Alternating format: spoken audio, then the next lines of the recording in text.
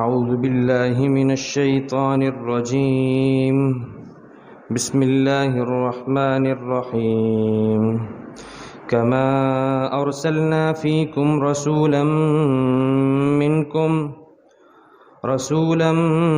منکم یتلو علیکم آیاتنا ویزکیکم وَيُعَلِّمُكُمُ الْكِتَابَ وَالْحِكْمَةَ وَيُعَلِّمُكُم مَّا لَمْ تَكُونُوا تَعْلَمُونَ فَاذْكُرُونِي أَذْكُرْكُمْ وَاشْكُرُوا لِي وَلَا تَكْفُرُونَ صدق اللہ العظیم۔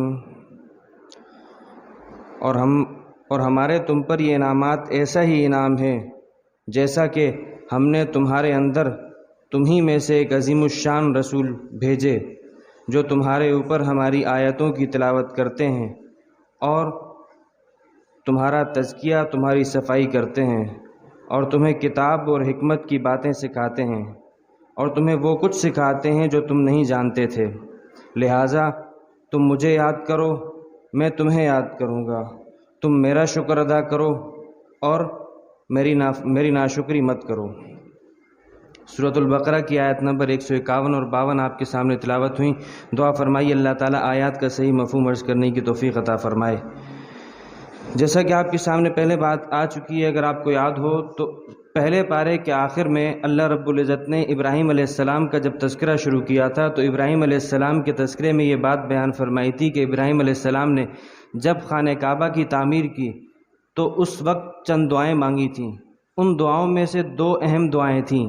ایک تو یہ دعا تھی کہ اے اللہ، اس علاقے کو، جس جگہ میں نے اپنی ذریت کو، اپنی نسل کو آباد کیا ہے، اسے آپ ایک پرامن جگہ بنا دیجئے اور لوگوں کے دل اس کی طرف پھیر دیجئے اور یہاں پر آپ ان کے رہنے والوں کو پھلوں کا رزق عطا کیجئے۔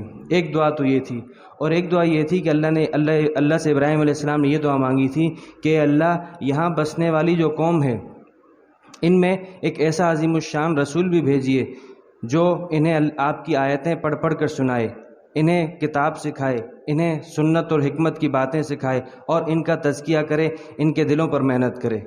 تو اللہ تعالیٰ نے ان کی دو دعاؤں کو نقل کرنے کے بعد پہلی دعا کی قبولیت کا ذکر دوسرے پارے سے لے کر اب تک تھا۔ وہ اس طرح اللہ نے قبول فرمائی کہ اللہ تعالیٰ نے خانہ کعبہ کو یہ فضیلت دے دی کہ آخری امت مسلمہ جو ہوگی یہ اس کا قبلہ بنے گا۔ چنانچہ وہ ان کی جو دعا تھی کہ یہ جگہ آباد ہو، وہ جگہ کس طور پر آباد ہوئی کہ اللہ نے خانہ کعبہ کو مسلمانوں کا قبلہ بنا دیا اور اس کی طرف حج کی فرضیت اور تمام احکامات آ گئے۔ اور جو دوسری دعا تھی، یعنی دوسرا انعام تھا، اس دوسری دعا کی قبولیت کو اللہ یہاں فرما رہے ہیں کہ کما ارسلنا فیکم رسولا۔ اب دیکھیے اللہ تعالیٰ نے، اگر کل کے درس میں یہ بات آئی تھی کہ اللہ تعالیٰ نے قبلے کی جو تبدیلی کا حکم تھا اس کو دینے کے بعد اس کی حکمتیں بیان کی تھیں، تقریباً 6 حکمتیں تھیں۔ ان میں سے جو آخری حکمت تھی وہ یہ تھی کہ ہم چاہتے تھے کہ ہم تمہارے اوپر اپنے تمام انعامات پورے کر دیں۔ تو اللہ تعالیٰ فرما رہے ہیں کہ جس طرح ہم نے تمہیں قبلے کی نعمت دی، یہ ایسی ہی اونچی نعمت ہے جیسا کہ ہم نے تمہیں اس سے پہلے ایک اور نعمت دی ہے جو کہ ابراہیم علیہ السلام کی دعا کا نتیجہ ہے۔ وہ کیا کہ ہم نے تمہیں ایک عظیم الشان رسول دیے ہیں، تمہیں ایک عظیم الشان رسول کا امتی بنایا ہے۔ چنانچہ اللہ کا شکر ادا کرنا چاہیے۔ پہلا شکر تو اس بات کے اوپر کہ اللہ تعالیٰ نے ہمیں مسلمان گھرانے میں پیدا کیا، ہم نے ایمان کے لیے کوئی جتن نہیں کاٹے، کوئی پتھر نہیں کھائے، کوئی محنت نہیں کی۔ تو پہلی اللہ کی تعریف اور شکر تو اس پر الحمدللہ علی نعمت الاسلام، تمام کی تمام تعریفات، ہر تعریف کا مستحق وہ اللہ ہے اس چیز پر کہ اس نے ہمیں اسلام کی دولت سے، اسلام کی نعمت سے نوازا۔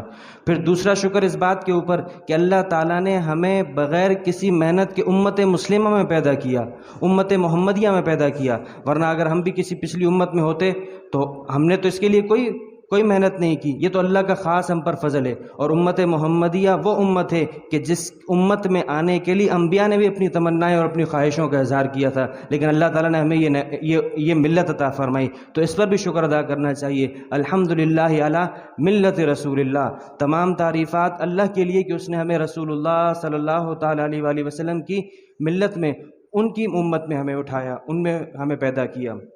چنانچہ اللہ فرماتے ہیں یہ ہمارے تم پر جو انعامات تھے یہ ایسا ہی انعام ہے جیسا کہ ہم نے تمہارے اندر ایک عظیم الشان رسول بھیجے تم ہی میں سے، اور اس نعمت کو اللہ تعالیٰ نے قرآن کریم میں کئی مقامات پہ بیان فرمایا. چوتھے پارے میں لقد من اللہ علی المؤمنین اذ بعث فیہم رسولا منہم رسولا من انفسہم یتلو علیہم آیاتی. اے اللہ فرماتے ہیں کہ میں نے مومنین کے اوپر احسان کیا کہ ان کے اندر ہی سے انہی کے درمیان سے ایک عظیم الشان رسول کو بھیجا جن کا کام یہی ہے کہ وہ ان کو میری کتاب پڑھ کے سناتے ہیں، حکمت کی باتیں سکھاتے ہیں اور ان کا تزکیہ کرتے ہیں. وَإِن كَانُوا مِن قَبْلُ لَفِي ضَلَالٍ مُبِينٍ. اس نبی کے آنے سے پہلے ان کا کیا معاملہ تھا؟ یہ تو نری گمراہی میں تھے، یہ واضح قسم کی گمراہیوں میں تھے. چنانچہ کیا کچھ نہیں تھا. آپ علیہ السلام کی بعثت سے پہلے دنیا میں کیا کچھ رائج نہیں تھا. کسی نے سورج کو پوجا ہوا تھا، کسی نے کوئی آگ کو پوج رہے، کوئی چاند کو پوج رہے، کسی نے بت بنائے ہوئے ہیں. ہر کوئی مخلوق اور مادیت کے پیچھے ہے. یہ ایک اللہ کے نبی صلی اللہ تعالیٰ علیہ وآلہ وسلم آئے اور پوری دنیا کو مخلوق سے کاٹ کر خالق سے ملانے کی محنت کی. تو اور پھر کیسا کہ اس وقت دنیا میں کیا کچھ برائیاں نہیں تھی. زنا، چوری چکاری، ڈاکے اور حسد، کینہ، بغض، معمولی چیزوں پر سینکڑوں صدیوں تک جو ہے وہ جنگیں چلی ہیں. خود اوس اور خزرج کے عرب کے قبیلے ایک معمولی سی چیز پر، کس بات پر کہ فلاں کا کتا میرے کھیت میں آیا ہے، اس لیے جو جنگ چھڑی ہے وہ 130 سال تک چلی ہے. تو اللہ فرماتے ہیں چوتھے پارے میں، اللہ فرماتے ہیں کہ تم یاد تو کرو، وَاذْكُرُوا نعمت اللہ علیکم اذ کنتم اعداء. تم یاد تو کرو کہ میں نے تمہارے اوپر کیا کیا انعامات کیے. ایک وقت تھا کہ تم آپس میں ایک دوسرے کے دشمن تھے. فَأَلَّفَ بَيْنَ قُلُوبِكُمْ. اللہ تعالیٰ نے تمہارے دلوں کو آپس میں جوڑ دیا. فَأَصْبَحْتُمْ بِنِعْمَتِهِ إِخْوَانًا. اور پھر تم آپس میں اللہ کی نعمت سے، اللہ کے انعام کرنے سے تم بھائی بن گئے. ورنہ وَكُنْتُمْ عَلَى شَفَا حُفْرَةٍ مِّنَ النَّارِ. تم تو ان برائیوں کی وجہ سے جہنم کے گڑھے تک پہنچ چکے تھے، کنارے پہ پہنچ چکے تھے. موت آنے کی دیر تھی. موت آتی تو تم سیدھا جہنم میں جاتے. فَأَنْقَذَكُم مِّنْهَا. اللہ نے تمہیں اس سے بچا دیا. تو اللہ نے کس طور پر بچایا؟ اللہ نے اس وقت کی انسانیت میں اپنے ایک عظیم الشان رسول کو بھیجا. ان عظیم الشان رسول کے کیا فرائض تھے، کیا کرتے تھے؟ فرمایا یتلو علیکم آیاتنا. وہ تم پر ہماری آیات، ہماری قرآن کریم کی آیات پڑھتے ہیں تاکہ تمہارے دلوں کو صاف کر سکیں، تمہارے اندر سے کفر شرک کی برائیوں کو ختم کر سکیں. پھر اگلا وَیُزَکِّیکُم. تمہارے دلوں کی بھی صفائی ہو. کیا برائیاں نکال کر اچھائیاں ڈالنی ہیں. تمہارے اندر سے حسد، کینہ، بغض، عداوتیں، نفرتیں، بدگمانیاں اور یہ سب چیزیں نکال کر تمہارے اندر تواضع، للہیت، اخلاص، عاجزی، انکساری، یہ سب چیزیں اللہ کے نبی نے تمہارے اندر، تمہارے دلوں کو اس طرح صاف کیا. وَيُعَلِّمُكُمُ الْكِتَابَ. اور تمہیں کتاب سکھائی، قرآن سکھایا اور حکمت سکھائی. حکمت ہر ایسی بات کہ جس میں انسان کے لیے اس کی زندگی گزارنے کا ایک ایسا طریقہ ہو، وہ اللہ کے نبی صلی اللہ علیہ وسلم نے سکھایا کہ جس میں پوری زندگی کا ایک ڈھانچہ آ جاتا ہے. آج لوگ مختلف چیزوں کو سیکھنے کے لیے مختلف یونیورسٹیز کا رخ کرتے ہیں. کوئی ٹائم مینجمنٹ یہ سیکھنے جاتا ہے کہ وقت کو کس طرح استعمال میں لانا ہے. اس چیز پہ باقاعدہ کورسز کروائے جاتے ہیں. اللہ کے نبی صلی اللہ تعالیٰ علیہ وسلم نے اپنے کلمات کے ذریعے سے ایسی تعلیمات دیں کہ وہ اتنی محنت کرنے کی ضرورت ہی نہیں. آج لوگ پتہ نہیں کیا اس بات کو سیکھنے کے لیے کہ ہم نے کس وقت کیا کھانا ہے، ڈائٹ، نیوٹریشن، اس چیز کو سیکھنے کے لیے لوگ پتہ نہیں کیا سے کیا جتن کاٹتے ہیں. اللہ کے نبی صلی اللہ تعالیٰ علیہ وسلم نے اپنی حکمت آمیز باتوں کے ذریعے سے طب نبوی کے اصول بتا دیے کہ تم اس طریقے سے کھاؤ. تم اپنے پیٹ کے 3 حصے کر لو. ایک حصے میں ہوا رکھو، ایک حصے میں پانی رکھو، ایک حصے میں کھانا رکھو. اگر تم اپنے پیٹ کے 3 حصے کر لو گے تو بیمار نہیں ہوگے. شاہ مقوقس نے آپ علیہ السلام کے پاس جو تحائف بھیجے اس میں ایک تحفے میں حکیم بھی تھا. آپ نے دیگر تحفے رکھ لیے، حکیم واپس کر دیا. کہا کہ بھئی ہم زیادہ کھاتے نہیں ہیں اس لیے ہم بیمار نہیں ہوتے، لہٰذا تم اپنا یہ حکیم واپس لے جاؤ. تو حکمت کی باتیں سکھائیں. اور حکمت کا سب سے بہترین کیا؟ اپنی سنت لوگوں میں عام کر دی، اپنا طریقہ لوگوں میں عام کر دیا. تو یہ تو دوسرا کام. پھر فرمایا بس خلاصہ یہ ہے کہ وَيُعَلِّمُكُم مَّا لَمْ تَكُونُوا تَعْلَمُونَ کہ اللہ نے تمہیں وہ کچھ سکھا دیا، ان نبی نے تمہیں وہ کچھ سکھا دیا جو تم اس سے پہلے نہیں جانتے تھے. اب تمہارے اوپر اللہ تعالیٰ نے قبلے کی نعمت بھی دے دی، تمہیں اتنے اونچے نبی بھی دے دیے. تو اب کیا بنتا ہے؟ تمہارا کام کیا ہے؟ فَاذْكُرُونِی. تم مجھے یاد کرو. اذکرکم، میں تمہیں یاد کروں گا۔ تم میرا تم مجھے یاد کرو کس طریقے سے؟ میں نے جو احکامات دیے ہیں ان پر عمل پیرا رہو تو یہ تمہاری طرف سے یاد کرنا ہوگا، اور میں تمہارے اوپر جنت کا انعام کروں گا، میں تمہارے اوپر نعمتوں کا انعام کروں گا، تو وہ یہ میری طرف سے یاد کرنا ہوگا۔ اور وشکروا لی، میرے شکر گزار بنو، ولا تکفرون، میرے ناشکرے مت بنو۔ میں نے تمہارے اوپر اتنا انعام کیا ہے، تو آج اگر تم نافرمانی اختیار کرو گے، آج تم اگر وہی حسد، کینہ، بغض، حلال حرام کی کوئی پرواہ نہیں ہے، کچھ پرواہ نہیں ہے کہاں سے پیسہ آ رہا ہے کہاں سے، بس اتنا یہ ہے کہ بس آنا چاہیے، اسی چیز میں اگر تم لوگوں نے اس اللہ کے نبی کی تعلیم جو کہ میں نے تمہارے پاس بھیجے ان کی تعلیمات کو بھلا دیا، تو یہ تمہاری طرف سے نافرمانی شمار ہوگی۔ اب دیکھیے اللہ تعالیٰ نے کتنا بہترین خطاب فرمایا، فَاذْكُرُونِي أَذْكُرْكُمْ، تم مجھے یاد کرو میں تمہیں یاد کروں گا۔ تو یاد کا سب سے پہلا مخلوق کے لیے سب سے پہلا طریقہ یہ ہے کہ وہ اللہ کی فرما برداری کرے۔ اصل یہ ہے کہ جو اس نے حکم دی اس پر عمل کرے۔ زبان سے ذکر یہ آگے کی چیز ہے، اگر زبان سے ذکر ہو، زبان سے آپ اللہ کا ذکر کرتے رہیں لیکن وہی حرام کھا رہے ہیں، وہی سود کھا رہے ہیں، وہی جھوٹ بولتے ہیں، وہی دھوکہ دیتے ہیں، تو اس ذکر کا کوئی فائدہ نہیں۔ اسی لیے تو کسی نے کہا تسبیح پھری مڑکا پھرا، دل نہ پھرا تو کیا ہوا۔ آپ تسبیح ہلا رہے ہیں، آپ دانے بھی ہلا رہے ہیں، لیکن آپ کا دل وہیں کا وہیں ہے، تو کوئی کام نہیں بنا۔ دل کا کفر ٹوٹا نہیں، حاجی ہوئے تو کیا ہوا۔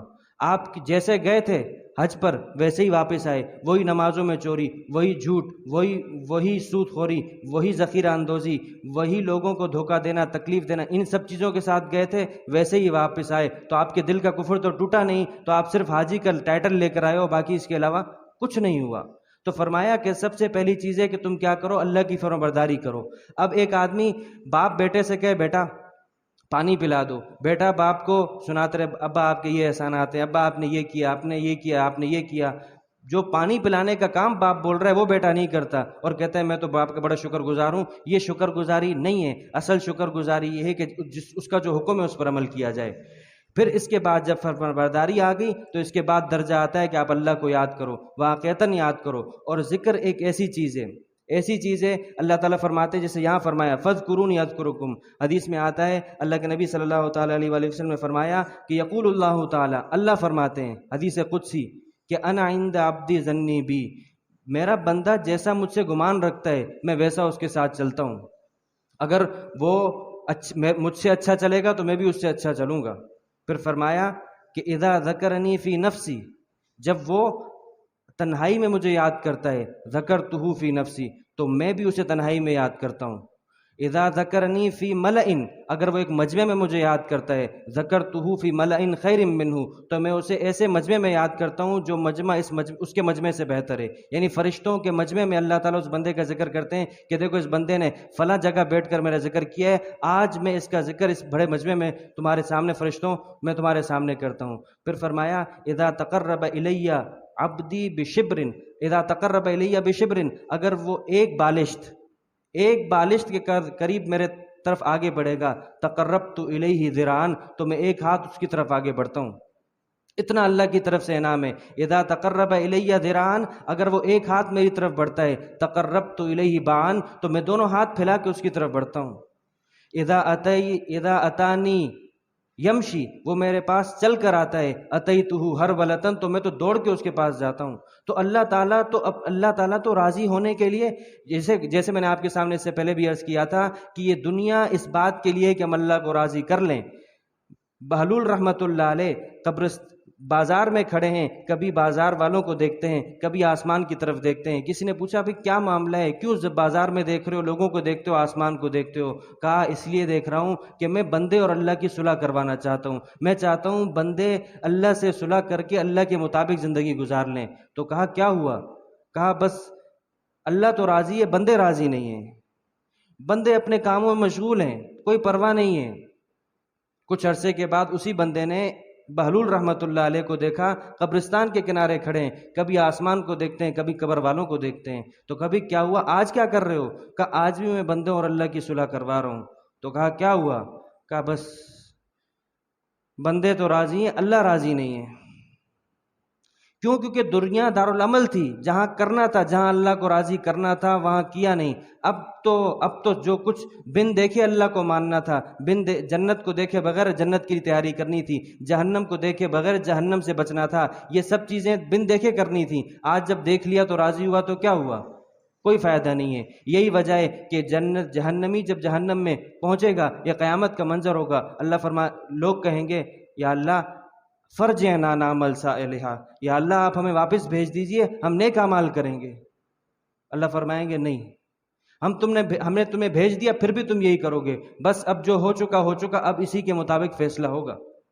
اب ذکر اتنی بڑی فضیلت کی چیز ہے کہ ذکر انسان کو، حدیث قرآن کریم میں آتا ہے استحوذ علیہم الشیطان، شیطان نے لوگوں کو ڈھانپ کے رکھا ہے، گناہوں میں، مختلف مشغولیات میں، لایانی چیزوں میں مشغول کر کے رکھا ہے، پرواہ نہیں ہے، اللہ کو بھلا دیا ہے۔ استحوذ علیہم الشیطان فانساہم ذکر اللہ، شیطان نے لوگوں کو ڈھانپ کے رکھا ہے، اللہ کی یاد سے بھلا دیا ہے۔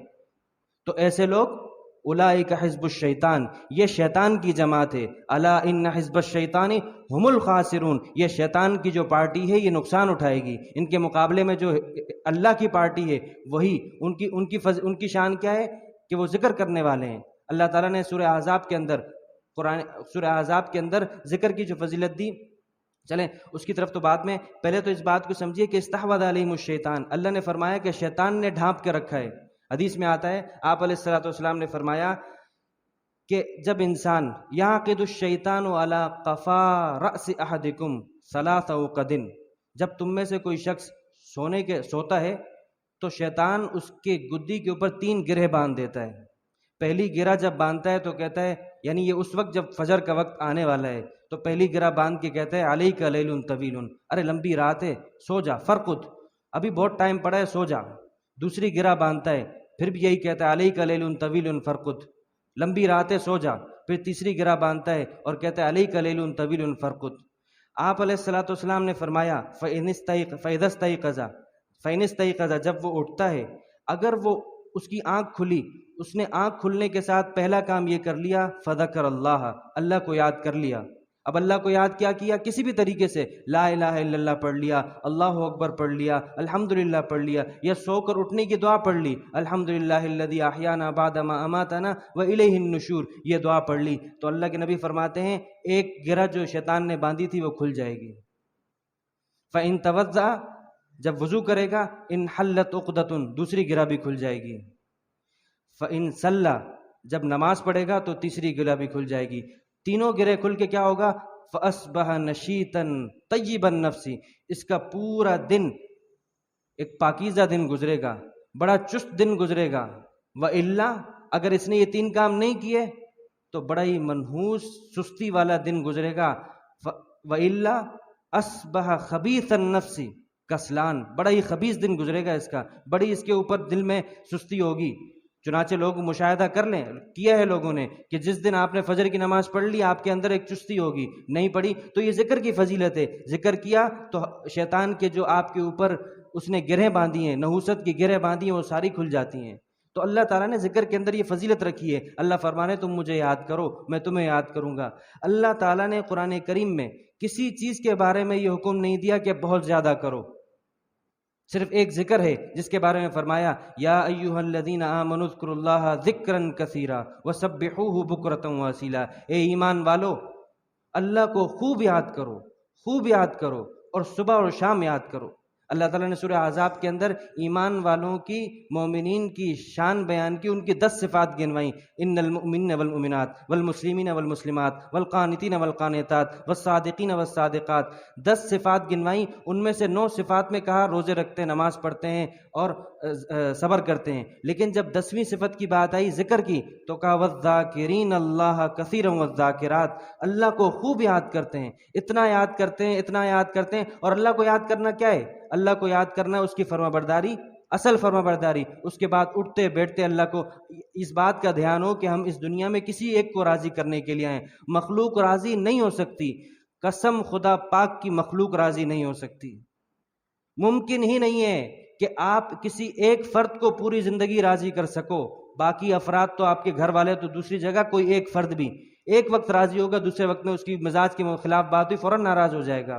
اسی کو آپ علیہ الصلوۃ والسلام نے فرمایا کہ تم میں سے کوئی شخص اپنی بیوی کے اوپر انعام احسان کرتا رہے، اس کے مزاج کے مطابق چلتا رہے، آخری عمر میں اگر تم نے اس کی چاہت کے مطابق کچھ نہیں کیا تو وہ کیا کہے گی؟ ما رأیت منک خیرا قط، میں نے تو تمہارے اندر کوئی خیر دیکھی نہیں، میرے تو نصیب پھوٹے تھے، مجھے میرے باپ نے تمہارے ہاتھ میں پکڑا دیا۔